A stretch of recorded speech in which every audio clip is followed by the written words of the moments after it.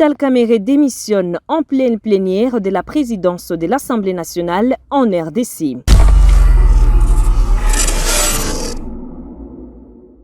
Bonjour à tous et à toutes, bienvenue sur Live Channel pour l'actualité du jour.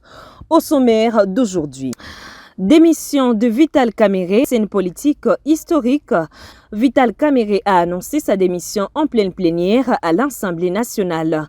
Un geste fort justifié selon lui par la volonté de préserver la paix et l'unité nationale dans un contexte politique marqué par des tensions. Suite à ses départs, la cellule de communication de l'Assemblée nationale a publié une lettre officielle confirmant cette démission et rappelant que l'ouvre désormais la voie à une nouvelle dynamique parlementaire. Cette décision relance les débats sur l'avenir de la majorité et la succession à la tête de l'institution. Écoutons les adieux de Vital Kamerhe. Porté par la conviction et l'amour de la patrie, j'ai activement œuvré à l'avènement d'une alternance pacifique dans notre pays et en faveur de son Excellence, M. Félix Tshisekedi Tshilombo, président de la République et chef de l'État.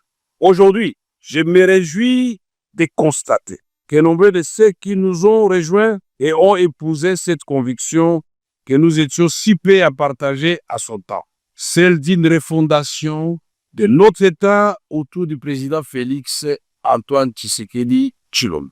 J'ai consacré l'essentiel de ma vie à la recherche de la consolidation de la paix, ainsi qu'à l'amélioration des conditions de vie de notre population. Je voudrais vous rassurer, je ne suis animé ni de colère, ni de ressentiment envers qui que ce soit. Mon cœur est trop étroit pour s'encombrer avec de tels fardeaux. Il s'emploie à entretenir l'amour fraternel et à cultiver les vertus du pardon. Honorables députés, estimés collègues, le vote attendu ici, quels qu'en soient les résultats, porterait immanquablement un coup dur aux acquis auxquels j'ai contribué moi-même et que nous sommes tous appelés à préserver. Je prends donc la mesure du spectre de la division et des clivages qui menacent de fragiliser la cohésion nationale et l'harmonie institutionnelle, pourtant indispensable à la réussite de notre projet collectif, restaurer la paix, impulser le développement, renforcer le rayonnement de notre pays. Honorables députés, estimés collègues, je ne vais pas vous promener dans les Saintes Écritures pour vous parler du roi Salomon avec les deux femmes qui se disputaient un enfant. Je respecte la ligne tracée par le président, mais nous avions beaucoup à dire avant de lui dire au revoir. Honorables députés, estimés collègues, à vous, j'estime mon amour fraternel et ma gratitude sincère pour le moment partagé au service de notre beau pays.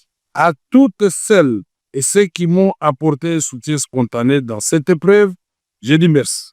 Aucun mot n'est assez fort pour exprimer ma reconnaissance. Sachez que vous pouvez toujours compter sur moi. Je vais également m'adresser à nos collègues pétitionnaires. Merci à vous. Merci car au-delà de l'épreuve, il y a l'apprentissage.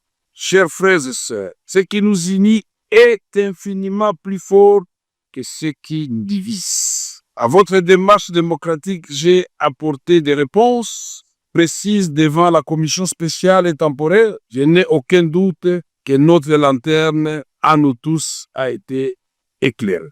Ma gratitude s'adresse aussi au personnel administratif et aux assistants parlementaires qui abattent un travail remarquable avec zèle et abnégation.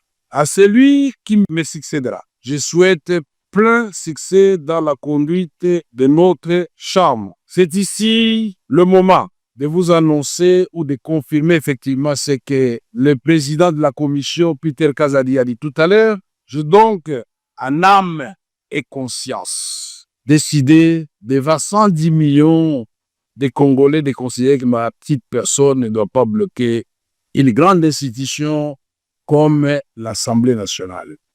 J'ai donc décidé de déposer ma démission.